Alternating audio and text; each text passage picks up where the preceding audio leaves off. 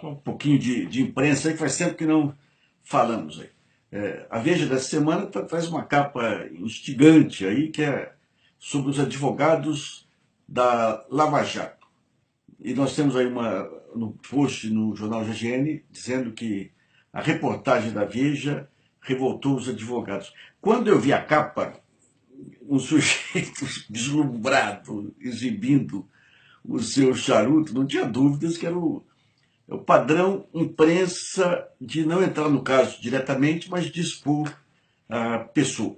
Eu esperava uma reportagem de mau fôlego, né? A Veja ela tenta de todo jeito se livrar da herança maldita deixada aí por todo esse período aí que foi dirigido, que o Roberto Tivita traz o padrão esgoto, expõe a revista com qualquer leitor com discernimento, morre, esse padrão se mantém por algum tempo, e agora entrou um pessoal que tenta fazer jornalismo, mas caiu numa armadilha definitiva, né? Não tem jeito. Você viciou o leitor num tipo de jornalismo pesado, de catástrofe, de esgoto, aqueles leitores mais equilibrados ou com mais discernimento pularam fora.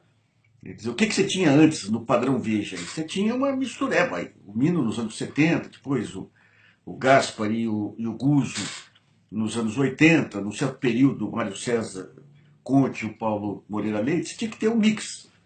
Então, de vez em quando, você tinha lá matérias de capa com uma nova artista que chegava aí, Sônia Braga, coisa e tal.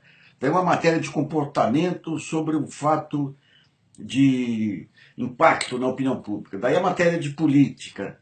A Veja, o que ela fez? Ela entra no pessoal que não tinha a menor experiência com matérias de peso, onde que é a formação mais pesada do jornalista? Na matéria política, na matéria econômica, na matéria investigativa.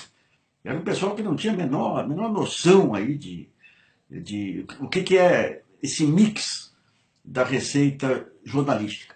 E daí antes disso, veio o Carlinhos Cachoeira alimentando a Veja de escândalos, aquela sucessão de escândalos, a Folha foi atrás também, que escândalos inverossímeis aí, que envenenam o leitor mais equilibrado pula fora, ela fica prisioneira daquele outro leitor. Daí vem a Lava Jato, e daí a imprensa passa a comer na Lava Jato, acaba o jornalismo investigativo, né? Tempos atrás, o Audálio Dantas organizou um seminário em Tiradentes para discutir imprensa. Eu participei de uma mesa aí sobre. Pegava a Lava Jato. E uma grande repórter que estava aposentada falou, desafiou, se você tivesse à frente dessas publicações, o que você faria? Eu conversei com ela depois. A primeira coisa que eu faria era te contratar porque você faz jornalismo. Então a imprensa não, ela passou a comer na mão da Lava Jato e passou a fazer uma abordagem de internet. Notinhas curtas aí, sem aprofundamento, sem tempo para aprofundamento, né? Então, quando o leitor cansa, essa questão da tiragem da Veja é fake, hein? São de 1.200.000. A Veja deve estar com uns 400, 500 mil aí, mas nem revista boa sobreviveu, em termos de impressos aí, a essa maré da internet. Não tem jeito, ela turbina a tiragem dela. Como é que ela turbina? Ela distribui a assinatura para todo lado, às vezes o sujeito não quer renovar, continua recebendo a assinatura, e ela comprova para o Instituto Verificador de Circulação que tem aquelas assinaturas. Depois, se o sujeito não paga, ela não vai também, não vai cobrar na justiça do sujeito, não vai, porque foi uma assinatura forçada, e ela vai mantendo essa aura de 1.200.000. É bobagem. Só que quando você tinha 1.900.000, você pagava essa diferença. Você pagava essa diferença que diluía nos custos de promoção. Então, digamos, eu gastava 50 milhões aí por ano para bancar um determinado número de assinaturas que permitiam manter a ideia de 1.200.000 exemplares e não baixar a minha tabela de preço. Quando o negócio vai para 900, 800, o preço fica inviável. E, ao mesmo tempo, com a crise, com o avanço da internet, com a televisão levando a maior parte da publicidade, a tabela da Veja caiu. Então, essa encrenca que a Abril tem financeira está ligada a isso aí. Daí entra o pessoal novo que quer fazer jornalismo. E não consegue fazer jornalismo, porque fica prisioneiro disso. Vamos pegar essa matéria de capa aí sobre os advogados. Nós estamos fazendo uma série, vocês estão acompanhando, junto com o DCN, aí, GGN e DCN aí sobre a delação premiada. Você tem um filé para o jornalismo investigativo, que é levantar as relações entre esses advogados que surgem do nada aí, se transformam em milionários, fumando charuto, deslumbrados. Né? A Mônica Bergman é boa para pegar esses deslumbrados, que ela vai dando corda, e o sujeito vai se revelando sem colocar um adjetivo. Né? Então, mas está amarrada a Lava Jato. Não pode criticar a Lava Jato, não pode criticar o juiz Moro, não pode criticar os procuradores. Então ela não pode entrar no filé mignon da investigação, que são as relações entre esses advogados e os procuradores e o juiz. Você tem uma comunidade lá em Curitiba que claramente você tem relações de compadrio aí. Então ela vai descrever, ela tem que contar a história sem contar o final. Sem contar o final.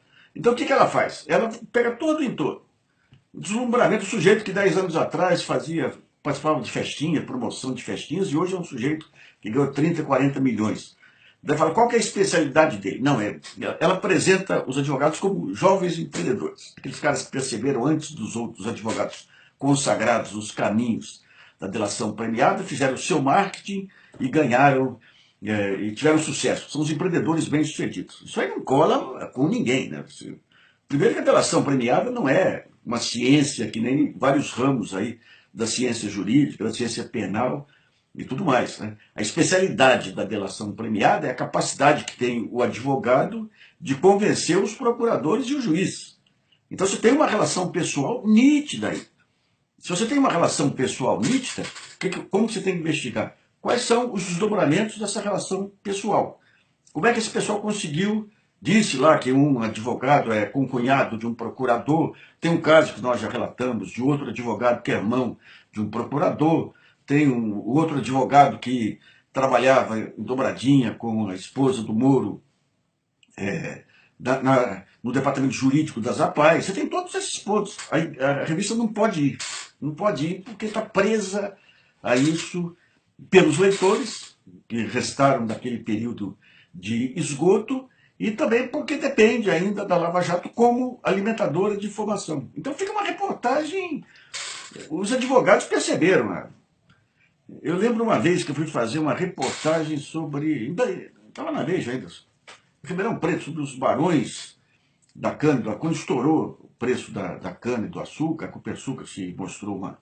Então eu tinha que ir lá, mas não podia falar politicamente das relações da Copersucar, Jorge Atala, com o DOPS, com a operação do ECOD e tudo. Então você falava o quê? Você mostrava os sinais de riqueza. Mas lá era diferente, hein? Era um pessoal, aqueles usineiros lá, eles tinham uma tradição de trabalho, aquela italianada que veio aí, venceu e tudo aí, mas tinha um jogo político lá, de oficiais sendo contratados como abre portas, esse negócio todo.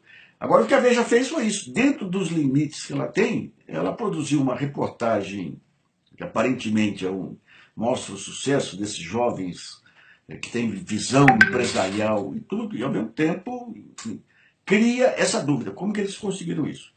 O mesmo caso a Folha de São Paulo. A Folha está fazendo uma série sobre a Lava Jato, aí colocou tem alguns bons repórteres nessa série, mas a série não existe.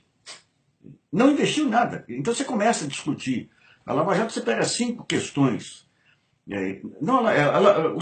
Esse sistema que se formou em torno da Lava Jato. Pega 5 temas lá, dá para repórteres do dia a dia, os repórteres fazem como se fosse uma matéria do dia a dia. Qual a conclusão disso aí? Os jornais eles perderam a capacidade do jornalismo investigativo. Só conseguem quando vem pronto da Polícia Federal, do Ministério Público. Só assim que se consegue. Isso aí não é jornalismo. Vamos pegar um caso recente aí, uma matéria que nós publicamos sobre o governador Paulo Artung, lá do Espírito Santo. O grande trabalho foi feito por quem? Por um jornal online lá, o Século Diário, feito por jornalistas experientes, fora desse mercado convencional, e algumas matérias da Gazeta, que é o jornal de Vitória, mas sem aprofundamento. E veja bem, nós estamos falando em jornalismo investigativo num período em que as informações nunca estiveram tão disponíveis. As informações estão aí, você tem os bancos de dados, tem que ter a capacidade de relacionar os fatos, de criar a narrativa. Os jornais não conseguem mais isso, e as revistas também, porque ficaram presas ficaram presos. Aquela fonte de informações da Lava Jato, não desenvolveram novos jornalistas, com tempo, inclusive, para poder investigar e juntar as pontas, tem medo de confrontar os leitores que ainda estão começando a entender os abusos junto com os méritos da Lava Jato, mas ainda não aceitam a crítica aberta. Então os jornais ficam prisioneiros do seu medo. É um jogo complicado, né? E no caso da Veja, mais ainda, porque o que o Roberto Tivita fez com a revista, olha, vou te falar, equivale a pegar um pai que leva o filho para se prostituir. Eu nunca vi uma falta de respeito com o jornalismo. Outro dia eu conversava com um empresário, muito atacado pela Veja, lá ele tinha boas relações aí com Lula e tudo aí, e tinha relações com a Abril, fazia parte aí de alguns conselhos da Abril, foi falar com o Roberto Tivita.